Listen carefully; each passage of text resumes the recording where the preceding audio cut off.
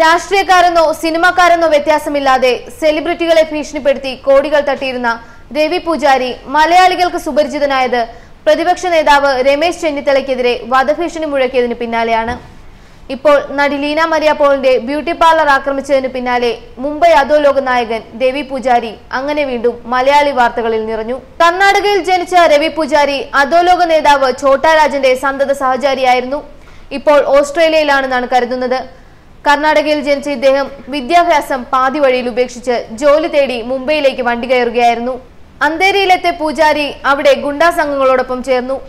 ബാലസൽത്ത എന്ന ഗുണ്ടയെ വധിച്ചതോടെ പൂജാരി അധോലോക സംഘങ്ങൾക്കിടയിൽ ശ്രദ്ധേയനായി. ആ വഴിയെ പിന്നീട് അധോലോക നായകരിൽ ഒരാളായ ഛോട്ടാ രാജന്റെ സംഘത്തിലെത്തി. ഛോട്ടാ രാജന്റെ സഹായിയായി വർഷങ്ങളോളം മുംബൈ അധോലോകത്തെ വിറപ്പിച്ചിരുന്ന രവി 90കളുടെ പകുതിയോടെ പതുക്കെ ദുബായിലേക്ക് ചേക്കേറി. ദുബായിലേക്ക് കടന്ന രവി പൂജാരി ആദ്യം തുടക്കമിട്ടത് റിയൽ എസ്റ്റേറ്റ് ബിസിനസ്സിലായിരുന്നു. രാഷ്ട്രീയത്തിലും സിനിമാ മേഖലയിലും രവി പൂജാരിയുടെ വേരോട്ടമുണ്ടായി. നിരവധി രാഷ്ട്രീയ നേതാക്കളെയും സിനിമാ താരങ്ങളെയും ഭീഷണിപ്പെടുത്തി പണം തട്ടിയെന്ന പരാതിയും രവിക്കെതിരെയുണ്ട്. 1992 മുംബൈ സ്ഫോടനമുണ്ടായതോടെ രവി പൂജാരിയും ഛോട്ടാ രാജനും ദാവൂദ് ഇബ്രാഹിമുമായി ഉടക്കിപ്പിരിഞ്ഞു. മതമാണ് ഇവർക്കിടയിൽ പ്രശ്നമായതെന്നാണ് കരുതുന്നത്. ബാബറി മസ്ജിദ് തകർക്കപ്പെട്ടതിന് പ്രതികാരം ചെയ്ത ദാവൂദിനെ എതിർത്ത രാജനും പൂജാരിയും പതുക്കെ ഹിന്ദു ഡോൺ പരിവേഷം കെട്ടി.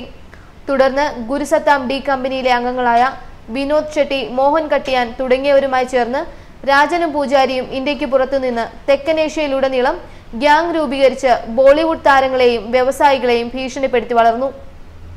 എന്നാൽ 2000-ൽ ഛോട്ടാ രാജനെ ദാവൂദ് ഇബ്രാഹിം വധിക്കാൻ ശ്രമിച്ചതോടെ രവി അധോലോകവുമായി അകലം പാലിക്കുകയായിരുന്നു. ദാവൂദ് ഇബ്രാഹിം, ഛോട്ടാ രാജൻ എന്നീ വമ്പൻ പേരുകൾക്കൊപ്പം മുംബൈ നഗരത്തെയും തെക്കനേഷ്യൻ മാഫിയയെയും കാലങ്ങളോളം വിറപ്പിച്ച പേരാണ് രവി പൂജാരി. പ്രതിപക്ഷ നേതാവ് രമേശ് ചെന്നിത്തലയ്ക്ക് വധഭീഷണി ഉയർത്തിയതോടെയാണ് രവി പൂജാരി എന്ന മറുനാടൻ ഡോൺ ആരെന്ന ചോദ്യം കേരളത്തിൽ ആദ്യം ഉയർന്നത്.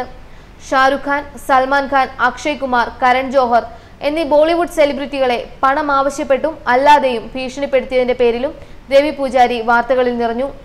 ഷാരുഖിന്റെ സുഹൃത്തും ബിസിനസ് പങ്കാളിയുമായ കരീം മൊറാനിയോട് ഒരു ബന്ധവും പാടില്ലെന്നാവശ്യപ്പെട്ടായിരുന്നു ഭീഷണി. 2014-ൽ ഹാപ്പി ന്യൂ ഇയർ എന്ന സിനിമയുടെ റിലീസിനോടനുബന്ധിച്ചാണ് ഷാരുഖ് ഖാന് നേരെ ഭീഷണി ഉണ്ടായത്. തുടർന്ന് പോലീസ് സുരക്ഷ ശക്തമാക്കുകയായിരുന്നു.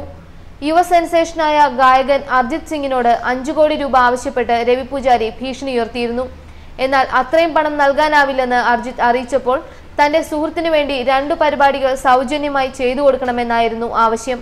കൂടാതെ JNU വിവാദത്തിന്റെ പശ്ചാത്തലത്തിൽ വിഘടനവാദി നേതാവ് സയ്യിദ് അലി ഷാ ഗിലാനിയെ കൊന്നുകളയുമെന്നും ഭീഷണിപ്പെടുത്തിയും പൂജാരി ഇടക്കാലത്ത് വാർത്തകളിൽ നിറഞ്ഞിരുന്നു. ന്യൂസ് ഡെസ്ക് മലയാളി വാർത്ത.